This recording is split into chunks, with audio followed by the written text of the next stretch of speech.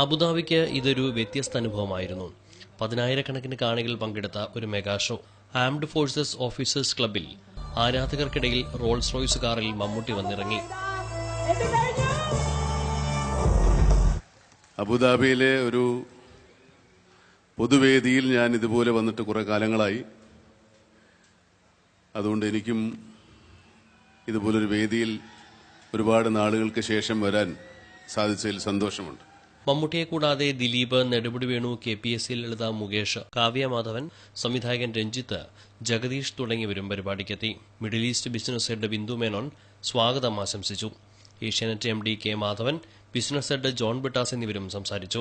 ദൃശ്യമാധ്യമ രംഗത്ത് സജീവമായ 20 വർഷം പൂർത്തിയാക്കിയ ഏഷ്യാനെറ്റ് അബുദാബിയിൽ നടത്തുന്ന ആദ്യത്തെ ഫംഗ്ഷനാണിത്. വിദേശത്ത് ഇന്ത്യയിലും ഏഷ്യാനെറ്റിനാക്കിയ ലോകമെമ്പാടുമുള്ള എല്ലാ മലയാളികളോടും ഞങ്ങൾ ഒരിക്കൽ കൂടി നന്ദി പറഞ്ഞുകൊള്ളട്ടെ. ഗൾഫിലെ ഇന്ത്യൻ സമൂഹത്തിന് നൽകിയ മഹത്തായ സേവനങ്ങളെ മാനിച്ച് വ്യവസായിയും അബുദാബി ചേംബർ ഓഫ് കൊമേഴ്സ് ഡയറക്ടറുമായ MA യൂസഫ് അലിയെ ഏഷ്യാനെറ്റ് ആദരിച്ചു. മാനേജിംഗ് ഡയറക്ടർ K മാധവൻ പൊന്നാടയും ഉപഹാരവും സമ്മാനിച്ചു. നൃത്തവും സംഗീതവും കോമഡി സ്കിറ്റുകളുമായി ഏറെ സജീവമായിരുന്നു വേദി.